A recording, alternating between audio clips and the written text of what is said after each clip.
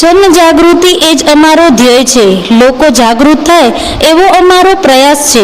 તમારી પાસે પણ લોકોની જાગૃતિના કોઈ પણ કાર્યો થાય તો લોકપ્રિય ન્યૂઝને જાણ કરો.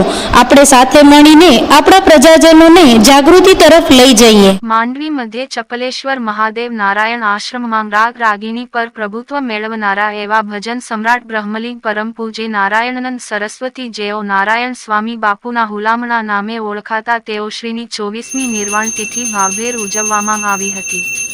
આશ્રમના મહંત શ્રી શ્યામ ભારતી બાપુના સાનિધ્યમાં શ્રી નારાયણ બાપુની સમાધિનું પૂજન, ધર્મસભા, મેડિકલ કેમ્પ, મહાપ્રસાદ, સંતવાણી વગેરે જેવા કાર્યક્રમો ધર્માયન સાથે યોજાયા હતા.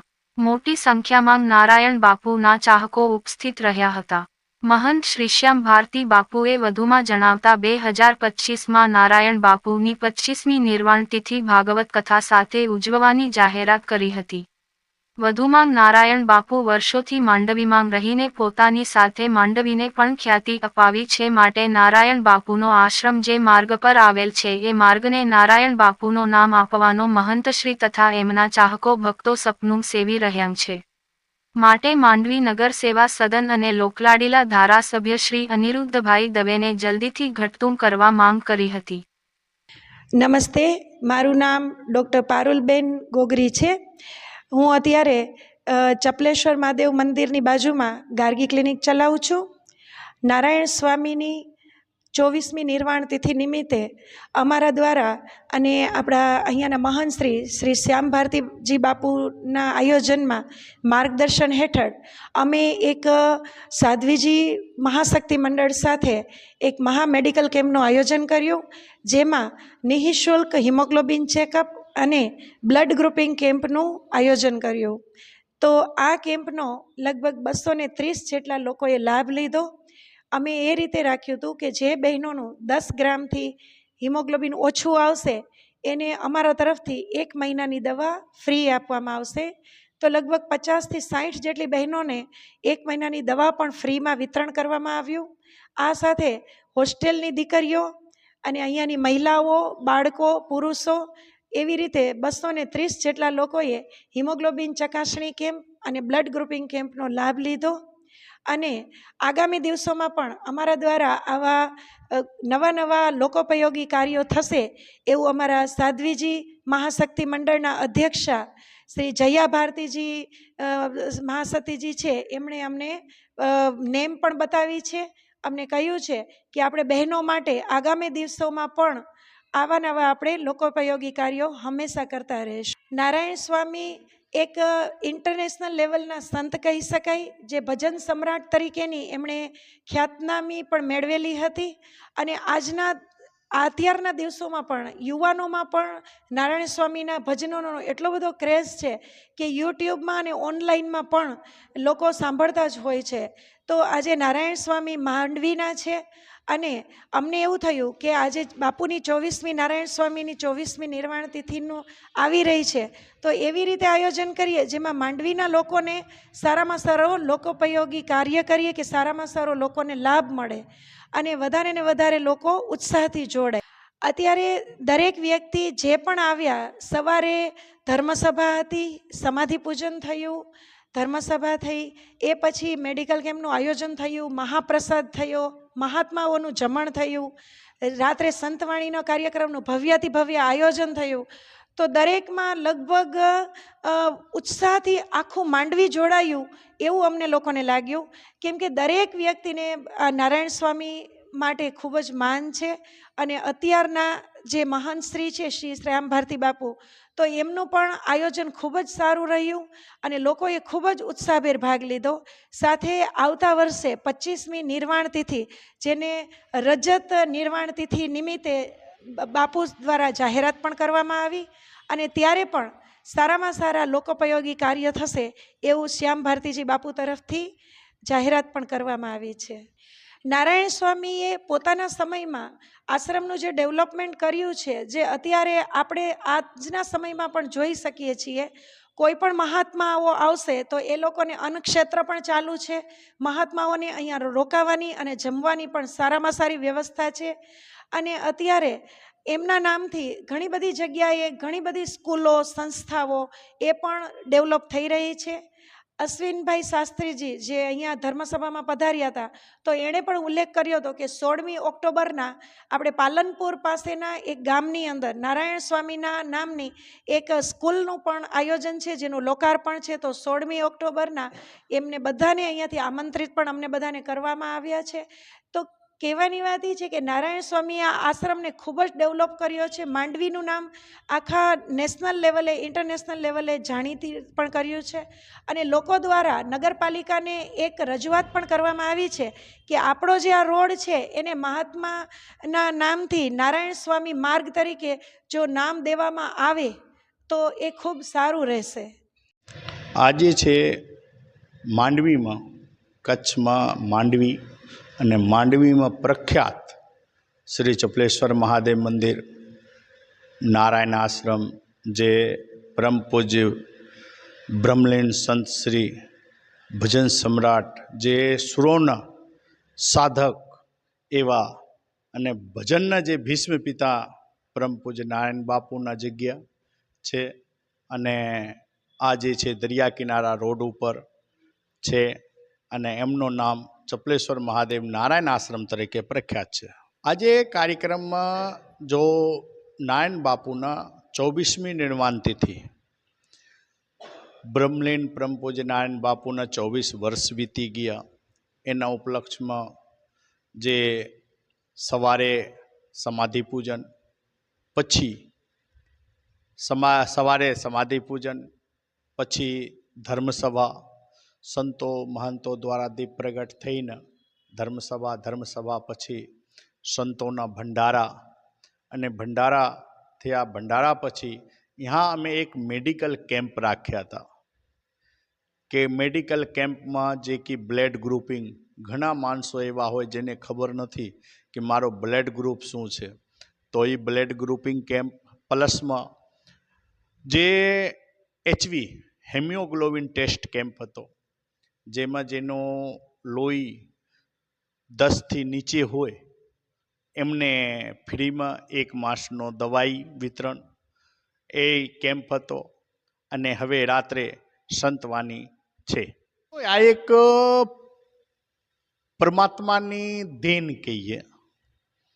નારાયણ બાપુ કોઈ દિન ભજનનો અભ્યાસ નથી કર્યા, કોઈ દિન એમના પ્રેક્ટિસ નથી કર્યા, લેકિન નારાયણ બાપુ જે ભજન, એમના ગલામાં સરસ્વતીના વાસ હતા, અને એવા ભજન કર્યા જે કે લતા મંગેશકર, આનંદ અને કેટલા જે લતા મંગેશકર, જ્યારે મને યાદ છે કે જ્યારે નારાયણ બાપુ દેવ થયા હતા ત્યારે લતા મંગેશકર પેપરમાં દીધું હતું કે સંગીતના 7 સ્વર હોય છે, પણ આજથી સંગીત 6 સ્વરનો કહેવાશે. મતલબ આ સમજી લો, જે લતા મંગેશકર ભારતનો પ્રસિદ્ધ ગાયિકા, જેને ભારત રત્ન પણ મળ્યા હતા, અને એવા જેના ઉપર આટલા વિદેશો પણ રિસર્ચ કર્યા, એ અગર જો નારાયણ બાપુ વિશે એમ કહેતા હોય કે સંગીતનો એક સ્વર તૂટી ગયા, તો હવે આપ સમજી શકો છો કે એને એ ભજનમાં કે સંગીતમાં કેટલી પકડ હશે. અને એવા તો એક પણ છે પણ કે એક ભજન 17 રાગમાં ગાયા, 19 રાગમાં. એકવાર લતા મંગેશકરને ગાઈને સંભળાયા હતા એક જ ભજન 19 રાગમાં. અને એ એક ભજન 19-20 રાગમાં કોઈ પણ વ્યક્તિ ગાઈ શકે એ મોટી વસ્તુ નથી. તો મોટી વસ્તુ શું હતો? તો મોટી વસ્તુ એ હતો કે રાગ ગાતા ગાતા રાગ બદલી જાય અને લતા મંગેશકર જેવાને ખબર ન પડે, અને પછી ખબર પડે ઓહો બાપુ તો રાગ બદલી દીધા.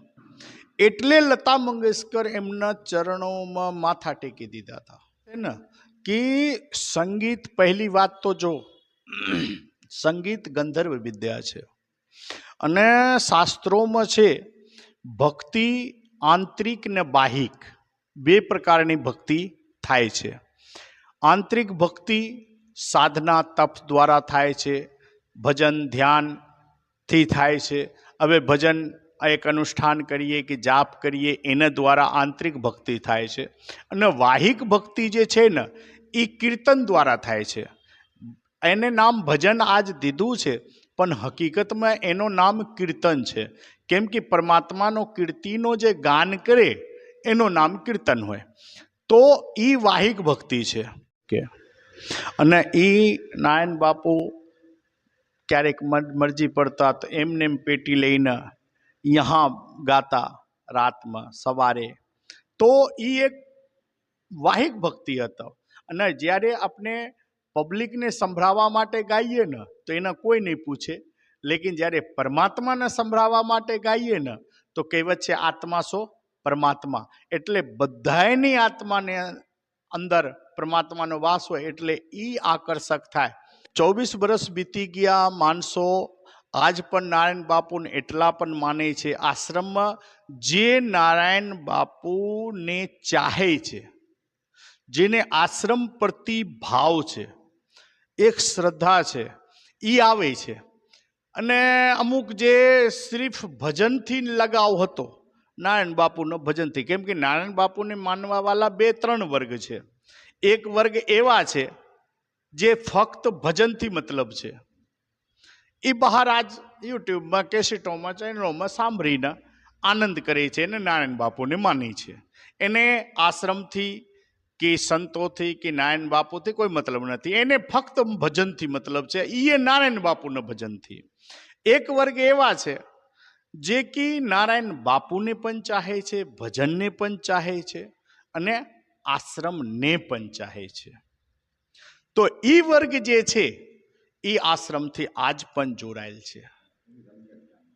જો સંતવાણીમાં કલાકારો આપનો ગણતરીના કલાકારો હતા, સંતવાણીમાં ગણતરીના કલાકારો હતા.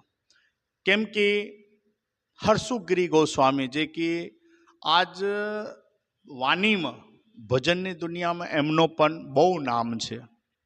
હરસુખગીરી ગોસ્વામી આરાધી ભજન, ગુરુમુખી ભજન અને એના સિવાય બીજું કાંઈ પ્રાચીન ભજનો સિવાય કાંઈ ગાતા નથી.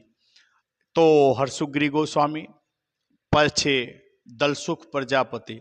દલસુખ પ્રજાપતિ નાનો છે પણ આજ સુધી ભજન પ્રાચીન વાણી સિવાય બીજું કાંઈ ગાતા નથી. અને ત્રીજો હરિગઢવી મોટા ભારિયાના. તો એટલે આ 3 કલાકાર હતા. સાથે રમેશ જોશી જે આપનો સાહિત્યકાર છે, બધાને ખબર છે. એ રમેશ જોશી પણ સાહિત્યમાં હતા, સંચાલનમાં. બાપારાવ ઉસ્તાદ જે નારાયણ બાપુ સાથે હુસૈન ઉસ્તાદ સંગત કર્યા, એનો પુત્ર અને પૌત્ર એ તબલામાં હતા. અને ધીરજસિંહ અબરા જૂનામાં જૂનો વેંજો વાદક, જે એ પોતે વેંજો વગાડવાનો બંધ કરી દીધું છે લગભગ, લેકિન હું કહું એટલે આ આવે જ. એટલે ધીરજસિંહ અબરા પછી એના બાપુના સમયથી જે ફ્રીમાં સેવા આજ સુધી આપતા આવે છે એવા સાઉન્ડ, એચવી સાઉન્ડ અને બીપી, એ ફ્રી સેવા જ આ જે કેસેટ બનાવ્યા છે. હજી સુધી એ વિડીયો યુટ્યુબ ઉપર નથી નાખ્યો છે વિડીયો. હવે પહેલાં અહીંયા આપશે પછી નાખશે. તો આ સબ ને તો હું કેટલાય જોયા છીએ કે વિડીયો બનાવીને પહેલાં યુટ્યુબ ઉપર નાખે. લેકિન એવા ફ્રી સેવા કરવાવાળા આજ પણ છે. અને એ રમઝટ, એવું રમઝટ સંતવાણીનો રમઝટ થયો હતો જેનો હદ નહીં. એમાં બધાય દાતા પરિવાર પણ સહયોગી હતા, દાતાઓમાં ઘણા હતા. તો એ રમઝટ, ભજનની રમઝટ મોજ આવી સવારે 6:30 વાગે સુધી, જે કે એ પણ એક ઇતિહાસ છે. નારાયણ બાપુ ગયા પછી 3-4 તો પૂરા થઈ જાય છે. આજ સવારે જ્યારે ધર્મસભા ચાલતી હતી ત્યારે અમારે એક બેઠા, જ્યારે અમે સાંભળતા હતા બધાને નારાયણ બાપુ વિશે, ત્યારે મને એમ થયો કે જો 24 વર્ષ બીતી ગયા તો આવતી 25મી થશે અને 25મી રજત જયંતિ બધા મનાવતા હોય છે. લેકિન આ જયંતિ તો નથી, નિર્વાણ તિથિ છે. તો અમે આવતી 25મી નિર્વાણ તિથિનું નામ રજત નિર્વાણ તિથિ આપ્યો છું અને બાપુના મોક્ષાર્થે એમ તો નારાયણ જેવાના મોક્ષ થઈ જાય એમાં જરૂર જ નથી, લેકિન એક ગીતામાં ભગવાન કૃષ્ણ કીધું છે ને, કર્મ કરવાની મારે જરૂર નથી, પણ મારા કર્મથી શીખે એટલે મારે કર્મ કરવું પડે છે. તો એવી રીતે 25મી નિર્વાણ તિથિને રજત નિર્વાણ તિથિ નામ આપ્યો છું ને એમાં શ્રીમદ ભાગવત કથા કરવાના છીએ. ભાગવત કથા પણ અલગ ઢંગથી થશે અને એમાં આચાર્ય તરીકે, શાસ્ત્રી તરીકે નવલશંકર અશ્વિન શાસ્ત્રી, અશ્વિન એસોસિએશનનો 5મી વખત પ્રમુખ બન્યા, એ પણ 11,000 આપ્યા. પછી અમે ગવર્મેન્ટ પાસે તો અપેક્ષા તો કાંઈ નથી રાખ્યા, આજ સુધી કાંઈ રાખ્યા પણ નથી, લેકિન મારો એક અપેક્ષા હતો કે આ રોડનો જૂનો નામ નારાયણ સ્વામી માર્ગ જ હતા. કેમ કે પહેલાં આ બાજુ કાંઈ નહોતું, જ્યારે આશ્રમ બન્યો ત્યારે કાંઈ નહોતું, આ બાજુથી માણસો નીકળતા નહીં, તલાવ નાકા બહાર ખાલી કહેવાતા. ત્યારે નારાયણ બાપુ આ જગ્યા यहाँ બસાયા તો ત્યારે માણસો કહેતા નારાયણ બાપુના આશ્રમવાળા રોડ ઉપર જઈએ. પછી એના નામ દરિયા કિનારા રોડ આવ્યા, પછી બિંડ ફાર્મ રોડ બન્યો, અત્યારે ભગવાન જાને શું નામ રાખેલો છે બીજો કોઈને ખબર નથી. એનો હું લગભગ 8-9 વર્ષથી હું માંગ કરું છું કે આ રોડનું નામ નારાયણ સ્વામી આશ્રમ માર્ગ હોય